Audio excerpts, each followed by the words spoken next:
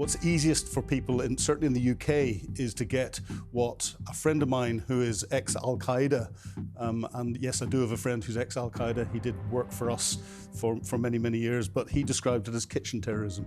So that your kitchen knives, or what you go out to pick the groceries up in, so a truck, a van, or something else. Yep. That's so easy for people to get to and turn into a terrorist weapon. Hello, and welcome back to Crime Suspect. Each week, we'll be unravelling some of the UK's most prolific crimes, as well as providing in-depth analysis on the criminality that plagues our nation. On the show today, an upsurge in extremist activity. With an increase of terror-related incidents across Europe, experts are warning that lone gangster jihadis could attack the UK in the coming months. So, is it time that the UK raises its terror threat level? Next up, we'll be bringing you the best and worst of policing with our good cop, bad cop. And finally, it's your chance to book a crook as we show you this week's Wanted. Joining me for all of this today is global security specialist expert Will Geddes, teacher of international relations and a man with a PhD in the ideology of Al-Qaeda, Dr Afzal Ashraf, and former senior military intelligence officer Philip Ingram. Thank you all very much for being here. Now, you have the right to remain watching. This is Crime Suspect.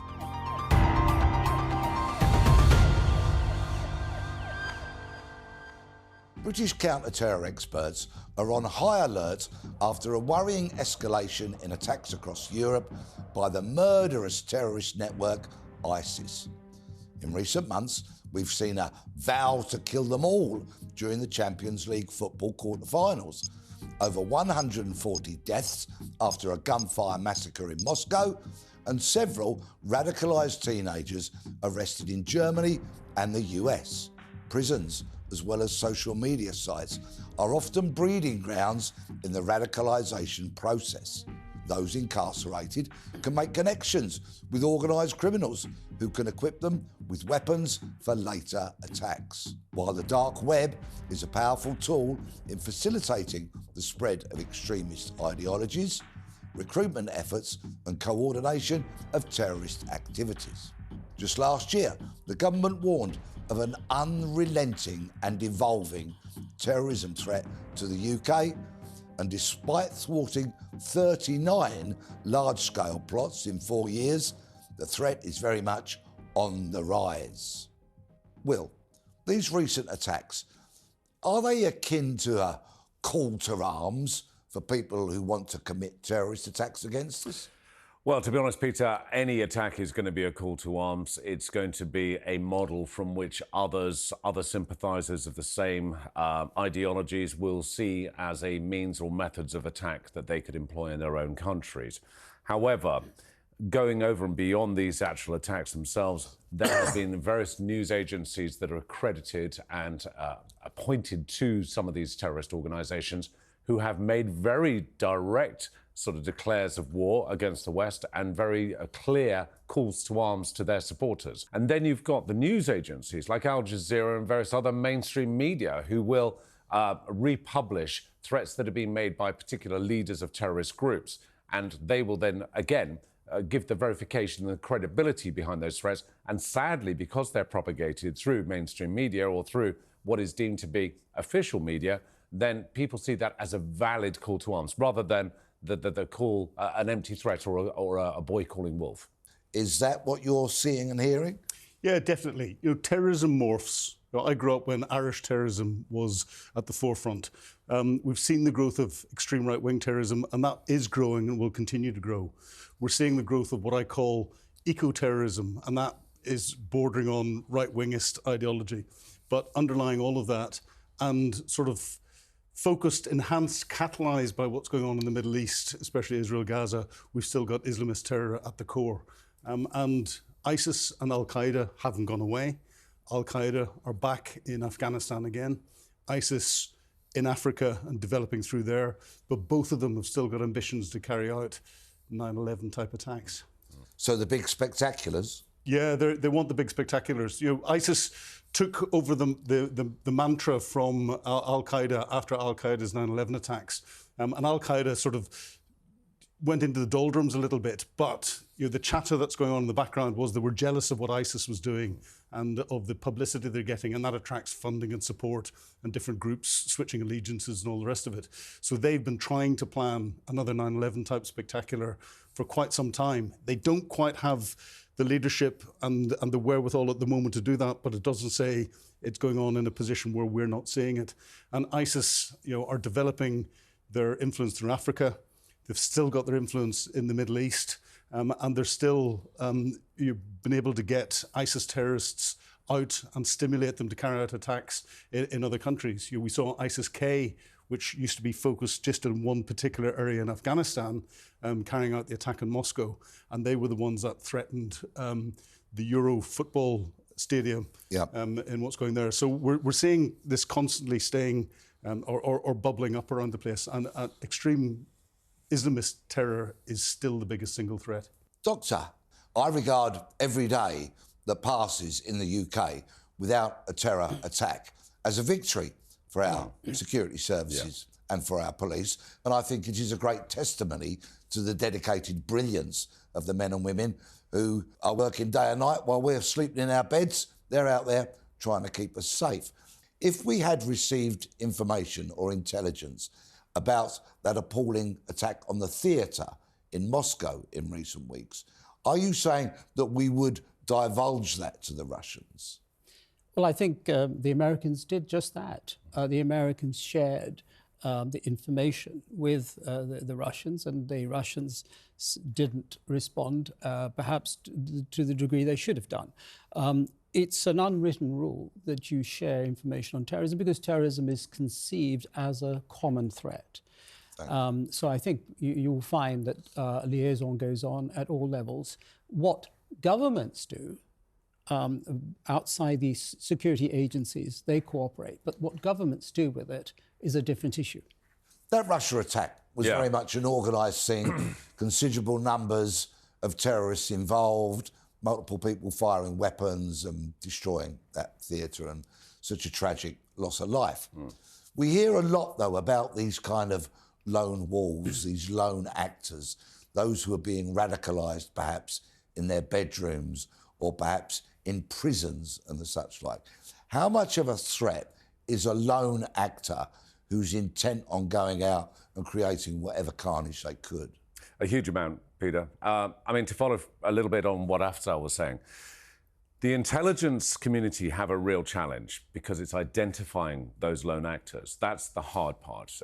Conventional attacks historically from 9/11 to various other attacks around the world have been coordinated by large groups, and they had the aim to be the big spectacular.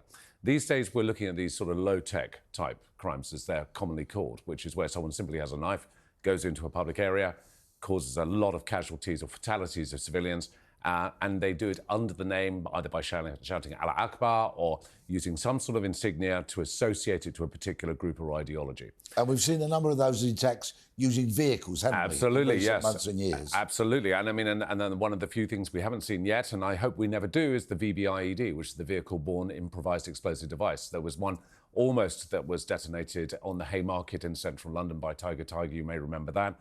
There have been a few others, but thankfully, other than the provisional IRA, there haven't been any really major successful ones other than, say, on 7/7 with the bus. So we're taking those rucksack bombs from 7/7 and then putting them in a vehicle and then driving that to as a delivery system area.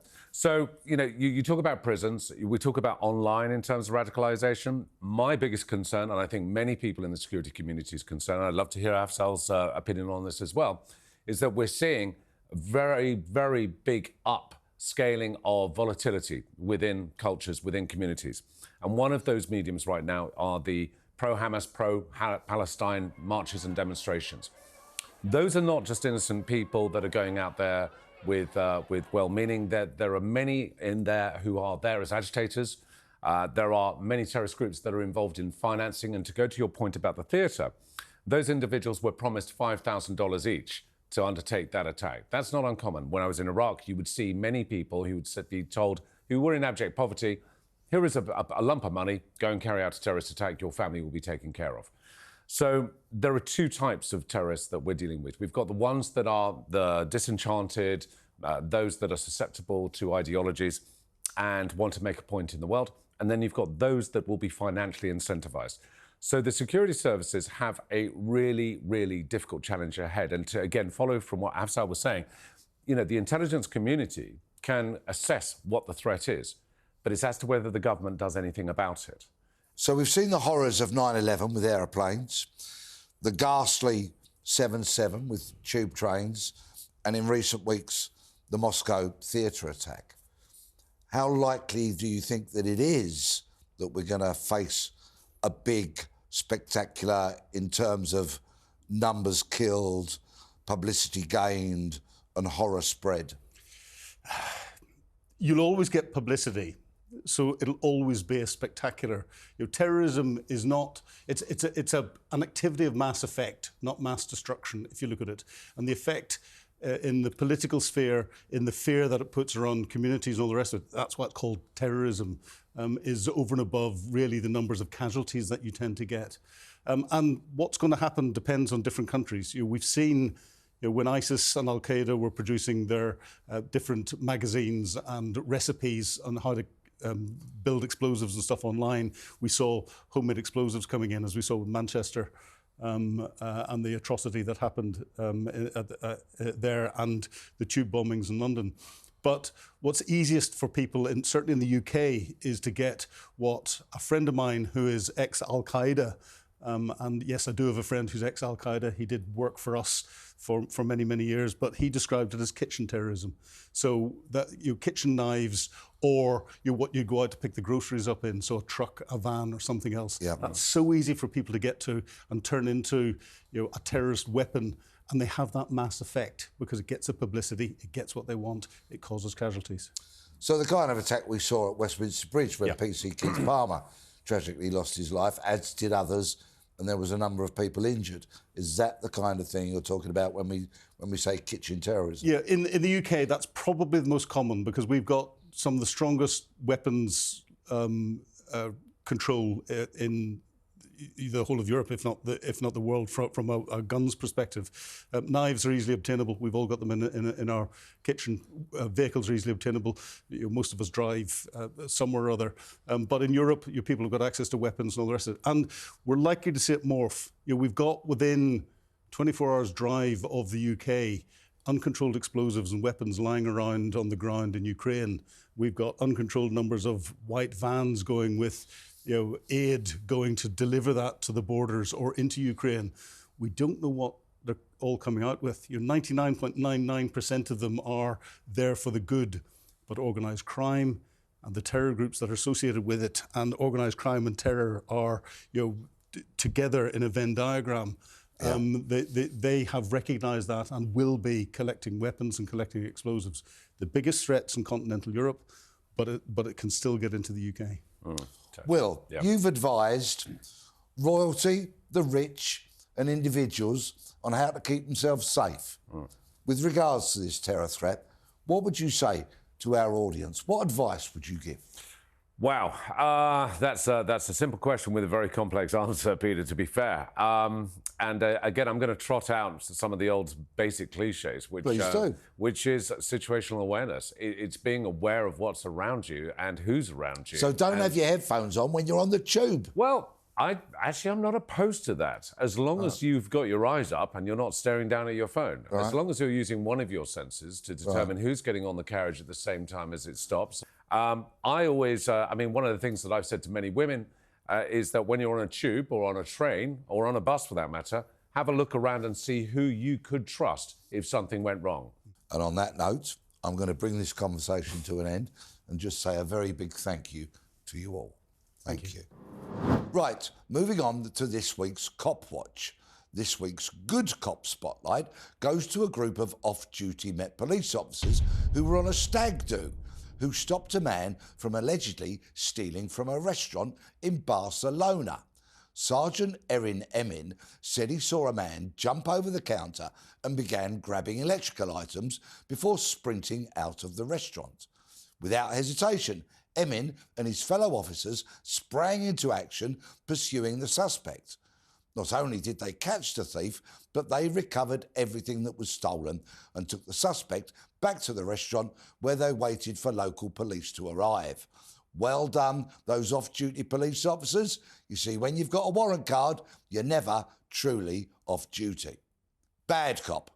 And demonstrating that not all officers are above the law is Wiltshire PC Lee Prince, who has been sentenced for common assault on a vulnerable 17-year-old boy back in April of last year. The former firearms officer, who has now been suspended, was at the scene in White Beam Court as the teenager, who has learning difficulties and was homeless at the time, was being detained on suspicion of criminal damage. Prince has been given a suspended prison sentence and ordered to do over 200 hours of community work. All right, it's time for the part of the show where we bring you mugs of thugs who are terrorising our streets. But firstly, some success. Following on from one of our recent appeals, convicted killer Philip Theophilou, who escaped from a mental health unit in London, was found by police after a 4-day manhunt. Thank you very much to everyone who shared our appeal or called in with information. Moving on to this week's Wanted. Have you seen these suspects? First up, the Met Police have re-released an image of a man they wish to speak to in connection with a sexual assault that took place on a bus in Walthamstow. The victim, a 12-year-old girl, was asked sexual questions before the suspect stroked her leg. The man is described as wearing a black baseball cap worn backwards and what appears to be a leather jacket. He is a black man in his 60s with a black and grey short beard. Next, we have Hung Van Din, who is wanted on recall to prison after breaching his licence conditions after serving a sentence for a drugs offence. Van Din is described as being about 5'5" tall, is of medium build, black hair and brown eyes. Lastly, have you seen Sheffield man Sajid Hussain, who's wanted in connection with stalking and breaching a restraining order? Hussain has links to Shirecliffe in Sheffield, Rotherham and Doncaster, and is believed that he may have travelled to Leeds. If you think you know or have seen any of these crooks, get in touch anonymously with Crime Stoppers on 0800 555 111. Right, that's all we've got time for this week. Many thanks to Will, Afzal and Philip. Be sure to leave us a comment, like and subscribe, and we'll be back next week for more Crime Suspects.